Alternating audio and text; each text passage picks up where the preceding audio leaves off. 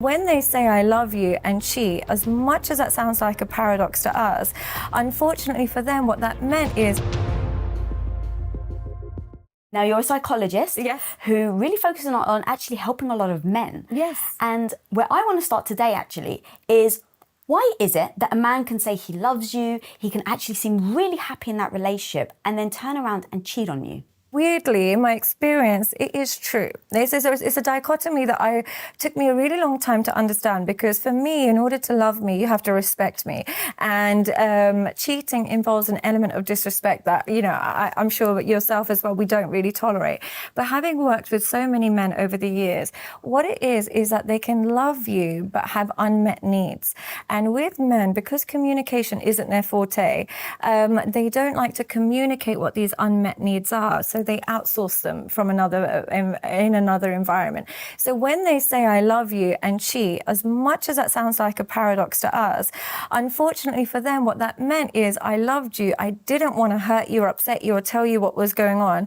So I just wanted to appease my own needs elsewhere at the expense of my relationship, which is not right. But it doesn't mean they didn't love their wife, which is a really hard pill to swallow. But unfortunately, in their world, that's what it means. So that's actually a really brilliant way of breaking it down. But then how, as women, when we're in a relationship, do we know that we can actually trust them? Because to your point, if you think that they're happy, if they're saying, oh my God, I love you, trust is a big freaking thing in that relationship. And so how do you start to communicate that? And how do you start to identify? Because I do think a guy has to take the responsibility as well, that if you're not happy, you need to speak up. Absolutely. But if they don't, how do you start to navigate that situation? How do you maybe even try to help prevent that situation? And how do you not take it as a personal thing? Or is it personal? It's definitely not personal. In my experience of working with them, it's definitely not personal. How you know if you can trust them or not, one of the good ways to understand is looking at their value system before they met you. Now, if they have a set of values where if they have unmet needs, the desire to feel desired or the desire to feel intimate with somebody exceeds their desire to remain in a monogamous relationship, then chances are at some stage they're going to risk the relationship. So you really have to look at their values as a person. Now, if they're the type of person that if they want something, they'll get it and they don't mind risking it all, then in the course of a relationship, they can stray. But if they're the type of person who, as much as they might want something, they recognize that the risk is not worth the cost, and they're quite risk averse in general, and they genuinely value their wife's well-being, that person will find it difficult. Even if his wife hasn't slept with him in a long time, hasn't made him feel special, if he cares about her well-being, he doesn't put his needs first. And so that guy is less likely to cheat. Now, as a woman, how you can navigate that is sometimes some women, especially after children, they forget that the man still has needs. They forget that as tired as she is and exhausted as she is and so preoccupied, and this is no flaw of hers, it's just what happens when you become a mum. She naturally can forget that he needs a bit of attention, he needs a bit of love, he needs a bit of affection. And in her attempt to become a mother, and a fantastic mother, she can often neglect her duties as a wife. So what happens is he doesn't want to say, oh, by the way, can you stop looking after the kids and come back to me? So he might outsource it. How I recommend you navigate that is just and it's so difficult for women, but if you can make quality time to ask more open-ended questions to your partner, it makes a world of a difference. Rather than just, what time are you coming? Can you pick up the kids? Can you do this? It's like, how are you feeling? Is everything okay? What's stressing you out? You haven't been yourself. You stay attuned to your partner, they're less likely to stray. Doesn't mean they won't 100%, and doesn't mean you're responsible, but they're less likely to stray. So it isn't personal, but what it is a reflection of is the communication has broken down in some way, shape or form. And is finding a time to reconnect will prevent that from getting to an affair. Okay. I love your honesty. I know what people are thinking at home right now. In the comments, they're saying, why is it my responsibility? The guy should own it. And I actually want to be the voice of saying, you can't control them. No. You can't control if they're communicating, right? Like, people at home right now, please hear me. This isn't to blame women, but you can't control how the guy shows up. You can't force him to communicate. So I just say, in that situation, what is it that I can do? And choose to do or not do, right? I think that what you're doing right now, And it's going to be very tricky to navigate, but I think it's super important. What you're doing is you're saying, this is the way the situation is. This is how men feel, whether you like it or not. Yeah. Now as women, at least if I have the choice to say, I'm going to ask my partner if there's any needs, or I'm exhausted. No, I'm not going to ask him. Cool, don't ask him. But just know the reality of what the potential outcome is going to be. So now setting kind of that stage. You want to go back to something you just said about the value system. Yeah. So how do you start to identify that value system in them? I've heard you say that you can also ask them questions about their childhood that reveal how they are today. Yeah. So take me through what sort of things that we can ask our partners if we're dating or if we're starting or we're already in a relationship with someone to start identifying what those values are. Okay, so great question, by the way. But what I would recommend is how you identify a man's values is you assess their kind of opinions on things that are not related to them. What I mean by this is one of the great things about our jobs is that we can kind of say, oh, someone said this today. What do you think about that? And so you might want to say something like, I read this article about men feeling neglected after a baby's born. What do you think about that? Or a colleague at work said that he feels like his wife doesn't want to have sex with him anymore. What do you feel about that? Or one common thing that a lot of people don't talk about is how men sometimes lose sexual desire for their wife after marriage, after living together. They might have been really rampant before, but they kind of lose their desire and they're not chasing their wife for sex the way they used to. And it's these kind of conversations, how you identify his values is his ability to be honest. Now, if you're with somebody who will tell you the truth, even if it hurts you, you're in luck. And as much as that might sound difficult, it actually creates emotional attunement. He's teaching you how to love him, and you do the same with him.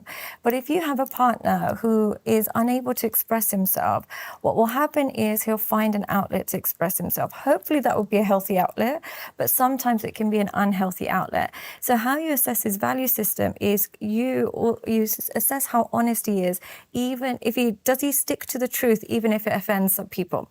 And if he's the type of person where truth matters to him, then chances are he'll be more honest and you can create a connection that will prevent infidelity. So I love the idea of asking someone the questions to see how they're going to respond. Yeah. And then I've heard you say like that it's actually more likely that when a guy becomes a father, that they're more likely to cheat. Is that why? Because they do they feel the guilt of putting it on the mother? Yeah. And so they're just like, if I just go take my needs over here, now I don't have to make her feel bad that she's not giving it up. Absolutely. Unfortunately, what happens is they recognize it is a selfish desire to expect her to be breastfeeding, looking after the baby, just push the baby out and then go and look after him. They realize, they know there's a part of them that can't always expect it, but they want it. They miss the woman they had pre-kids because women do change after children and they become exhausted because children are exhausting. They become preoccupied with the child. They find it difficult to just kind of forget the child and let's go for dinner and just think about dinner. Whereas for a man, they can go and play football, leave the baby, and they can think about football. What they're doing is what they're thinking about. So they miss that one-to-one connection with their wife so much. They really miss it, but they don't know how to say it. And because they don't know how to say it, but they do know how to outsource it, they'll look for somewhere else. And a lot of the time after children is when men turn to pornography more, or they'll turn to escorts, or they'll turn to webcam women more, because they actually don't want to put in the effort of falling in love with another woman, but they do want to feel intimacy again. And they're looking for either a sense of vulnerability or emotional connection with somebody else, especially with these webcam girls. They talk to you and so on and so forth. So I'd want to know what is the emotional and feeling he's seeking from pornography that he isn't being able to get from us. And I would consider it a bit of pornography because it has a trickle-down effect on the relationship. They either find it more difficult to get aroused by their partner or they're less physically attracted.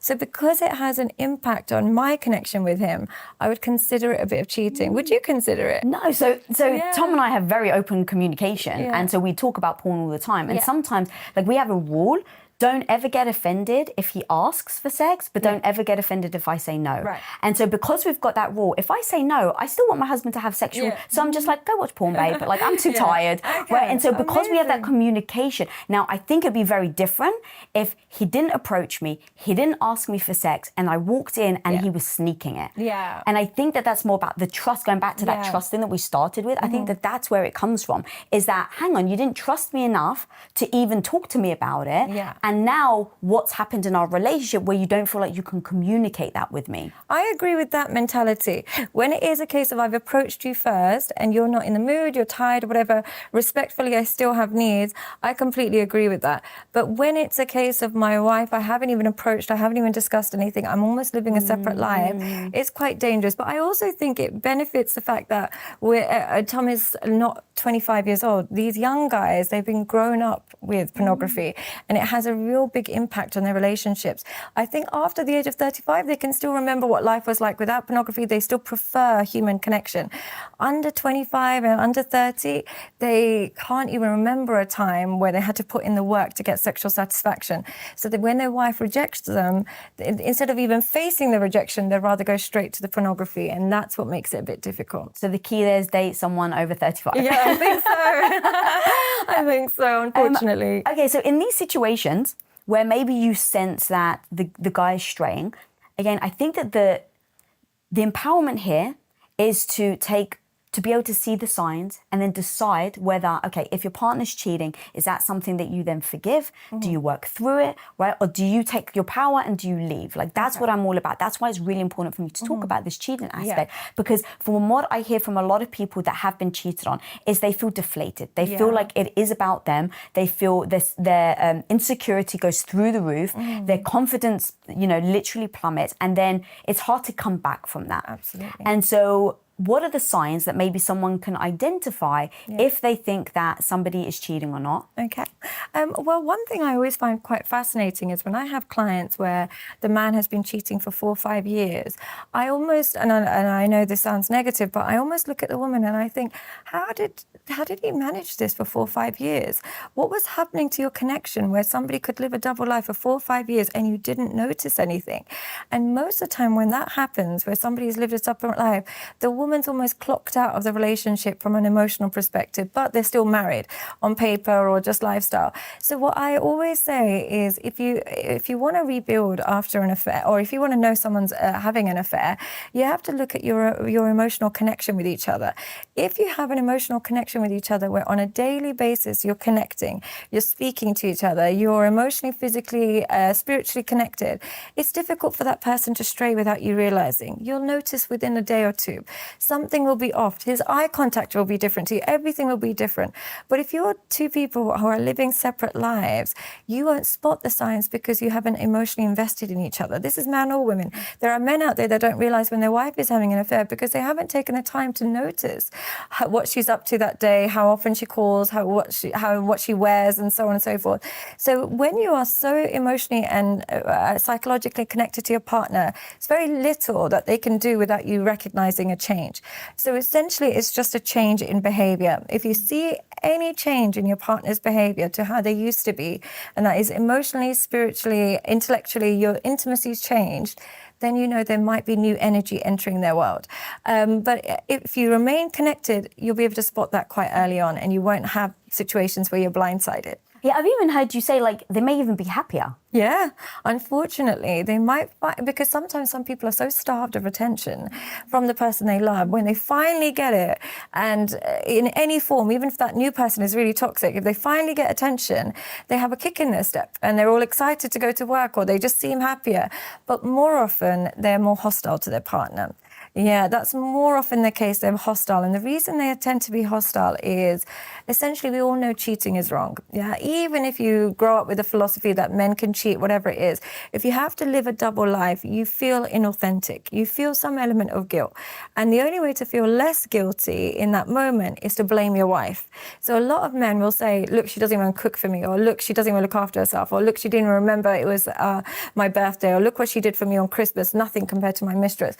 So what will happen is they'll start being negative towards their wife. They'll start getting critical over small things to remove their element of shame and guilt. So they can be quite ratty for no reason. So they can be happier in general, but they're more ratty towards you.